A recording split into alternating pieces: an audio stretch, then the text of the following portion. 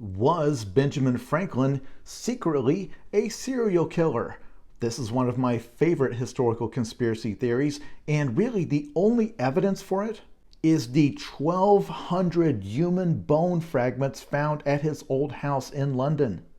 Yes, this is real. Yes, there's an explanation for it, but the explanation is also extremely unsettling. If you didn't know, Benjamin Franklin rented a townhouse in London from the mid 1750s to the 1770s. That house is still there to this day. It is called the Ben Franklin House. It's at 36 Craven Street.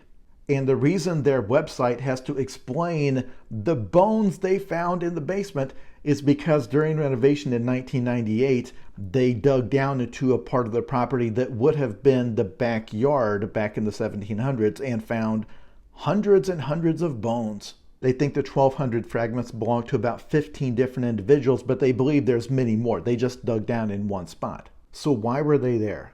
Well, back in the 1700s, the study of human anatomy was kind of where the study of computer science was in the 1970s. So it's something that a lot of people were doing in their garages.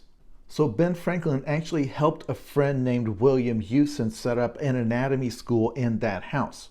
The problem was at the time there were not nearly enough fresh cadavers for all the people who wanted to study them and practice cutting into them and doing surgeries. So a black market formed where you could pay grave robbers to go dig them up out of the cemetery.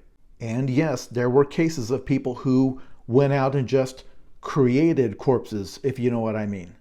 But of course, there's no evidence that Franklin or Hewson were doing that. But the way they were obtaining them was illegal, and so when they disposed of them, they were just going into a big pit in the backyard.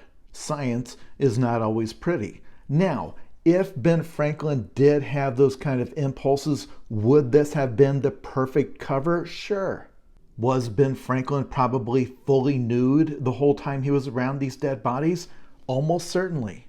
But it all makes perfect sense once you know the context.